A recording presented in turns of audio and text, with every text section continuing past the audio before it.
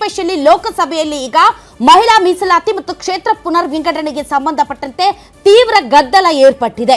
ಮಹಿಳಾ ಮೀಸಲಾತಿ ಬಿಲ್ಗೆ ಯಾರೂ ವಿರೋಧ ವ್ಯಕ್ತಪಡಿಸ್ತಾ ಇಲ್ಲ. ಹಾಗೆ ನೋಡಿದ್ರೆ ಬಹುಮತದಿಂದ ಈ ಹಿಂದೆನೇ ಆ ಬಿಲ್ ಅನ್ನ ಪಾಸ್ ಮಾಡಲಾಗಿತ್ತು. ಆದರೆ ಮಹಿಳಾ ಮೀಸಲಾತಿ ತರಬೇಕು ಅಂದ್ರೆ ಡಿಲಿಮಿಟೇಷನ್ ಆಗಬೇಕು ಅನ್ನುವಂತ ಒಂದು ಕೊಕ್ಕೆ ಇದೆಯಲ್ಲ, ಅದಕ್ಕೆ ಬಹಳಷ್ಟು ವಿರೋಧ ಪಕ್ಷಗಳು ವಿರೋಧವನ್ನ ವ್ಯಕ್ತಪಡಿಸ್ತಾ ಇದ್ದಾವೆ. ಹಾಗಾದ್ರೆ ಲೋಕಸಭೆಯಲ್ಲಿ ನಡೀತಾ ಇರುವಂತಹ ಗದ್ದಲ ಮತ್ತು ದಕ್ಷಿಣ ಭಾರತದ ರಾಜ್ಯಗಳು ಲೈಕ್ ಕರ್ನಾಟಕ, ಕೇರಳ, ತಮಿಳುನಾಡು ಮತ್ತು ತೆಲಂಗಾಣ ರಾಜ್ಯಗಳು ಈ ಒಂದು ಡಿಲಿಮಿಟೇಷನ್ ಅಂತ ಏನು ಹೇಳ್ತಾ ಇದ್ದೀವಿ ಅದಕ್ಕೆ ವಿರೋಧವನ್ನ ವ್ಯಕ್ತಪಡಿಸ್ತಾ ಇದ್ದಾರೆ. ಯಾಕೆ ಕರ್ನಾಟಕದಂತಹ ರಾಜ್ಯ ಅದಕ್ಕೆ ಯಾಕೆ ವಿರೋಧವನ್ನ ವ್ಯಕ್ತಪಡಿಸ್ತಾ ಇದೆ? ಇದರಿಂದ ಕರ್ನಾಟಕಕ್ಕಾಗುವಂತಹ ಅನ್ಯಾಯ ಏನು?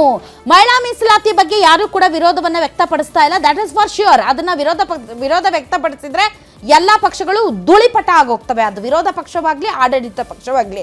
ಆದ್ರೆ ಈಗ ಕೊಕ್ಕೆ ಬಿದ್ದಿರೋದು ಡಿಲಿಮಿಟೇಷನ್ಗೆ, ಕ್ಷೇತ್ರ ಪುನರ್ ವಿಂಗಡಣೆಗೆ. ಹಾಗೆ ನೋಡಿದ್ರೆ ಕ್ಷೇತ್ರಗಳನ್ನ ರಚನೆ ಮಾಡಿದಂತಹ ಸಂದರ್ಭದಲ್ಲಿ 45 ಕೋಟಿ ಇದ್ದಂತಹ ಭಾರತದ ಜನಸಂಖ್ಯೆ ಈಗ 140 ಕೋಟಿ ಪ್ಲಸ್ ಆಗಿದೆ.